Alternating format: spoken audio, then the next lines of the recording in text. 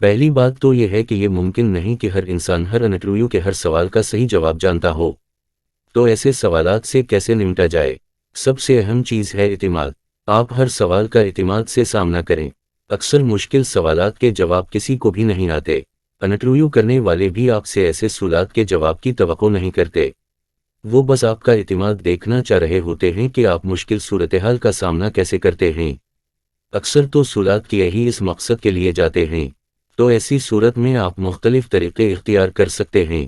یاد رکھیں کہ ہر سوال کے جواب میں فوراً سے پیشتر بول پڑنا اچھی عادت نہیں۔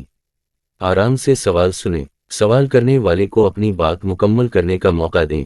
جب وہ بات ختم کر لے تو آرام سے آپ اپنی بات شروع کریں۔ اس دوران آپ کو سوچنے کا موقع بھی مل جائے گا۔ اگر تو آپ کو سوال کا جواب بالکل نہیں آتا تو آپ چند لمحے توقف کرنے کے بعد کہہ سکتے ہیں کہ سوری، میں اس بارے میں معلومات نہیں رکھتا۔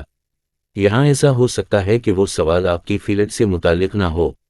ایسی صورت میں آپ جواباً کہہ سکتے ہیں کہ کیا آپ کو یقین ہے کہ مجھے اس بات کا علم ہونا چاہیے۔ ایسے سوالات جن کا جواب آپ کو قطع معلوم نہیں، ان کے بارے میں اندازے یا تکے سے ہر صورت احتیاط برتنی چاہیے۔ اگر آپ کو سوال کا جزوی جواب معلوم ہو تو جزوی جواب ضرور دیں، اور جتنا معلوم ہو اتنا بتا کر خاموش ہو جائیں، مگر تکوں کی مدد سے گتھی سلجھانے کی کوشش نہ کریں۔ اکثر دیکھا جاتا ہے کہ اندازوں اور تخمینوں کی مدد سے مشکل سوال کو حل کرنے کی کوشش میں امیدوار انٹرویو کرنے والوں کی تفریح تب کا سامان بن جاتے ہیں۔ کبھی بھی ایک دو سوالات پر انٹرویو کا دار و مدار نہیں ہوتا۔ انٹرویو کرنے والے مختلف پہلوؤں سے امیدواروں کو جانچتے ہیں۔ ایسے کامیاب امیدوار بھی ہوتے ہیں جو کسی بھی تکنیکی سوال کا مکمل درست جواب دیے بغیر انٹرویو میں کامیاب قرار پاتے ہیں، کیونکہ وہ دیگر شعبوں میں اچھی کارکردگی کا مظاہرہ کرتے ہیں۔ عام طور پر جن پہلوؤں پر انٹرویو کرنے والوں کی نظر ہوتی ہے وہ یہ ہیں: تکنیکی اہلیت، جس کا تعلق آپ کے اپنے شعبے میں آپ کی مہارت سے ہوتا ہے۔ شخصیت، جس میں آپ کی ظاہری شخصیت، آپ کا لباس، اٹھنا بیٹھنا، بات چیت کرنا شامل ہے۔ اعتماد، جس میں آپ کی گفتگو کی مہارت، ماحول سے مطابقت، مشکل صورتحال کا سامنا کرنے کی صلاحیت شامل ہے۔ گفتگو کمیونیکیشن، اس میں آپ کا زور بیان، الفاظ کا چناؤ، اپنی بات کو مؤثر انداز میں بیان کرنے کی صلاحیت شامل ہے۔ تو ہو سکتا ہے کہ آپ ایک پہلو میں کمزور ہوں لیکن کسی دوسرے پہلو میں آپ کی خاطر خواہ مہارت انٹرویو کرنے والوں کو متاثر کر جائے۔ لہٰذا کسی سوال کا جواب معلوم نہ ہونے پر آپ کو ہمت نہیں ہارنی چاہیے۔ سب سے اہم بات جو سب انٹرویو کرنے والے جاننا چاہتے ہیں وہ آپ کی اپنے کام کے متعلق سنجیدگی ہے۔ آپ اس کام سے کتنے مخلص ہیں، آپ کی طبیعت میں کتنی سنجیدگی ہے اور کتنا لابالی پن۔ لاپرواہی پر مبنی اور لابالی رویہ پیشہ ورانہ زندگی میں اچھی علامت نہیں۔ یونیورسٹی سے باہر کی زندگی طالبہ علمانہ زندگی سے مختلف ہوتی ہے۔ اپنے کام سے متعلق سنجیدگی کا مظاہرہ انٹرویو میں بھی کرنا ضروری ہے۔ اب ہم انٹرویوز میں پوچھے جانے والے چند مشکل سوالات اور ان کے جوابات کا ذکر کرتے ہیں کہ ان کو کسی ہینڈل کیا جا سکتا ہے۔ 1. اپنا تعارف کروا دیں۔ Tell us about yourself۔ عام طور پر آغاز میں پوچھا جانے والا یہ اہم ترین سوال اوپن اینڈڈ ہوتا ہے، آپ کچھ بھی کہہ سکتے ہیں۔ پہلے 1 سے 2 منٹ میں آپ کے مخاطب آپ کی شخصیت کے متعلق رائے قائم کر لیتے ہیں۔ یہاں آپ نے اپنی شخصیت کا مکمل اظہار کرنا ہوتا ہے، تو پہلا تاثر انتہائی پرکشش اور جاندار ہونا چاہیے، جس کے لیے اعتماد اور اخلاق کے ساتھ سب سے اہم چیز آپ کی مسکراہٹ ہے۔ آپ کو ایک پر اعتماد مسکراہٹ کے ساتھ اپنے مخاطبین کو مخاطب کرنا چاہیے۔ یہاں آپ نے اپنے انٹرویو کا رخ متعین کرنا ہوتا ہے۔ ہو سکتا ہے آپ اپنے تعارف میں ایسی باتیں بتائیں کہ بعد کا سارا انٹرویو اسی کے گرد گھومتا رہے، لہٰذا اپنے مضبوط پہلو جنہیں بیسٹ سیلنگ پوائنٹس کہتے ہیں یہاں نمایاں کرنے کی ضرورت ہے۔ اپنی نمایاں کامیابیاں یہاں بیان کریں۔ مثال کے طور پر اس سوال کا جواب یوں ہو سکتا ہے: میرا نام محمد احمد ہے، میں نے پنجاب یونیورسٹی سے ماسٹرز کیا ہے، میں اس سن میں پاس آؤٹ ہوا تھا۔ میرا خاص مضمون یہ ہے جس پر میں نے یہ ریسرچ کی ہے۔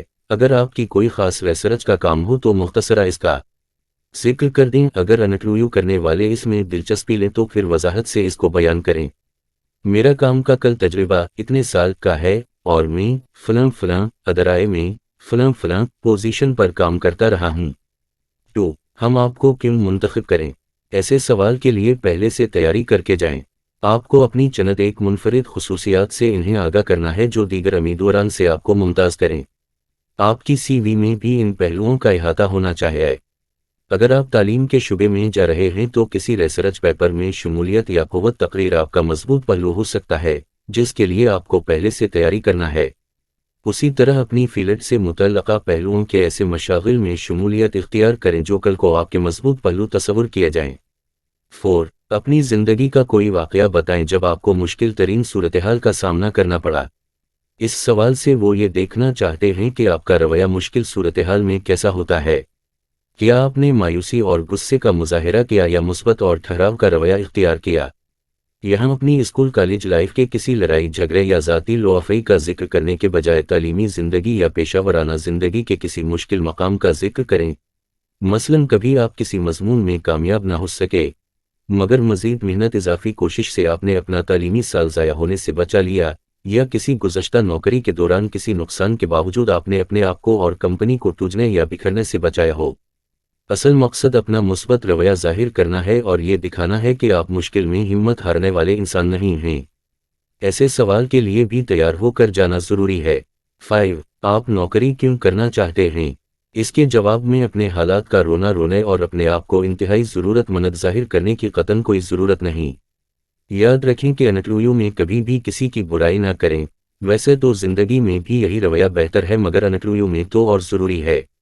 میں اپنی صلاحیتوں کا مزید بہتر استعمال کر سکتا ہوں، اور یقیناً اس سے مجھے بھی سیکھنے کو بہت کچھ ملے گا۔